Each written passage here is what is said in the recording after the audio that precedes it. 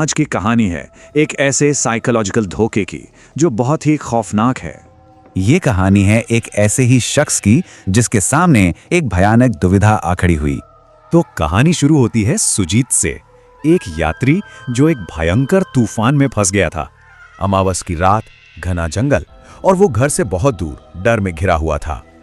लेकिन तभी उस शोर के बीच उसे एक मंदिर की घंटी सुनाई दी। उम्मीद की एक किरण। घंटी की आवाज उसे एक पुराने मंदिर तक ले आई। तूफान से बचने के लिए एक पनाहगाह, या शायद नहीं। ये मंदिर बड़ा अजीब था।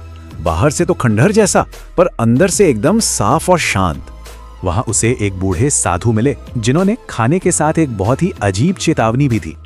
साधु का नियम बस एक था, सुबह होने तक चाहे जो हो मंदिर से बाहर कदम मत रखना। और फिर जैसे ही सुजीत की आंख लगने वाली थी, बाहर से एक जानी पहचानी आवाज आई। ये आवाज उसकी माँ की थी, जो उसे रोते हुए मदद के लिए बाहर बुला रही थी। अब सुजीत फंस गया। एक तरफ साधु की चेतावनी, दूसरी तरफ माँ की पुकार। वो क्या करता? आखिरकार सुजीत से रहा नहीं गया और वो दरवाजे की तरफ बढ़ा, पर साधु ने उसे रोक लिया। साधु ने बताया कि ये उसकी माँ नहीं, बल्कि एक छाया है, एक बहुरूपी आत्मा। जैसे ही बाहर से चीखें बढ़ीं, साधु ने शिव मूर्ति के आगे बैठकर मंत्र पढ़ने शुरू कर दिए। आत्मा ने उन्हें ललकारा भी, पर जैसे जैसे मंत्र तेज हुए उसकी आवाज कमजोर पड़ती गई। सुबह हुई, तूफान शांत था, लेकिन रात का सबूत जमीन पे साफ दिख रहा था। मंदिर के चारों तरफ अजीब पैरों के निशान थे। कोई अंदर आने की नाकाम कोशिश कर रहा था।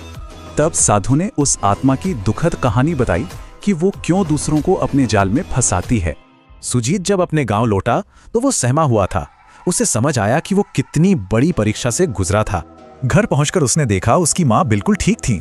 उन्हें तो रात के बारे में कुछ पता ही नहीं था। तो ये कहानी है तर्क और भावना की लड़ाई की, और इसमें विश्वास कैसे जीतता है। सवाल ये है कि जब कोई भावनाओं को ही हथियार बना ले तो क्या सिर्फ तर्क से जीता जा सकता है?